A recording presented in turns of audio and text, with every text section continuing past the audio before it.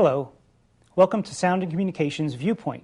I'm Barry Goldin, Director of Systems Integration with Audio Video Systems in Chantilly, Virginia. I'm here today with Sid Lissner, President of Avitecture in Sterling, Virginia. And we're here to talk on this month's topic, which is AV systems integration in the U.S. government business.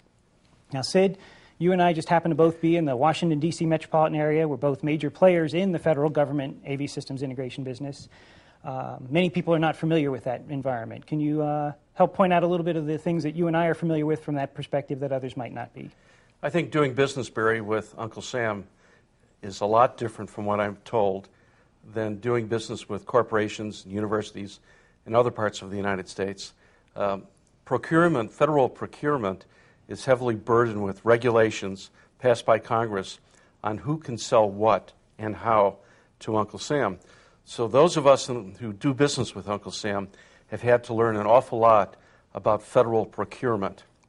It's a special niche.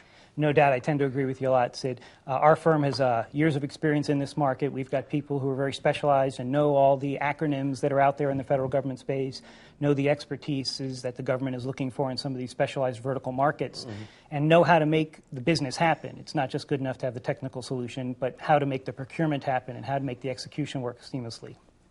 Exactly. As someone said, I think recently,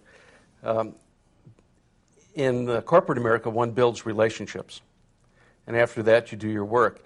That's the beginning of doing business with Uncle Sam. It doesn't matter who you are. Uncle Sam is not loyal to previous vendors. Past performance really doesn't matter. It's low bid and how the company is structured. Excellent. And Sid, one of the things that we talked about over time and that our firms have spent a lot of time in is understanding the federal procurement process. And I think that's going to be one of the largest differentiators for people who are not involved in federal government business. There are all kinds of regulations, as you indicated, relating to contract preferences to different types of businesses with certifications. There are different types of contract vehicles. We get into things like cost plus award fee, cost plus incentive fee, firm fixed price. A lot of terms and contract types that are different.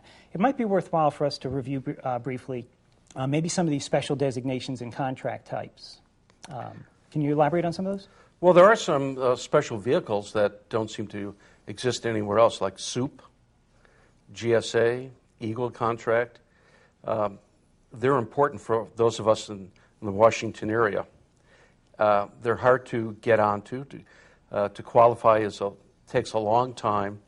It's costly. It's time-consuming. And then you have to learn how to use these vehicles in order to get a contract. Exactly right. I know that most of those vehicles tend to fall under what we call a GWAC, a government-wide acquisition contract. Yes. And there are limited numbers of them out there. A lot of the large prime contractors, the General Dynamics, Lockheed Martin, SRA, SAIC, these large government contractors have these contract vehicles, and the one trick is to be on their team so that when the AV systems integration part of the business needs to be done, you're on that team. That's been our experience. Often, because we're a small business, we have about 90 people, and our dollar volume, our annual revenue, puts us in the category of a small business.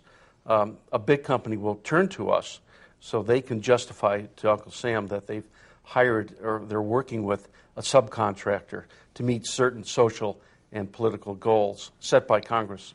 Exactly, and it's an excellent segue into those kind of special designations that we alluded to briefly. Our firms are both small businesses. There are other things such as small disadvantaged businesses, which the Small Business Administration administers these programs and authorizes or certifies you. We have veteran-owned is one of the newer ones. We have Alaskan Native-owned.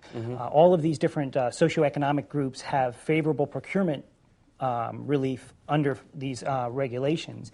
And again, one of the things, because we do a lot of work in the federal marketplace, we know how to work through these topics. For people that are not in the federal government AV systems integration business, these are some pretty big wickets to jump through if you don't know how to work the system. There are many disadvantages to doing business with Uncle Sam. First, qualifying as a vendor.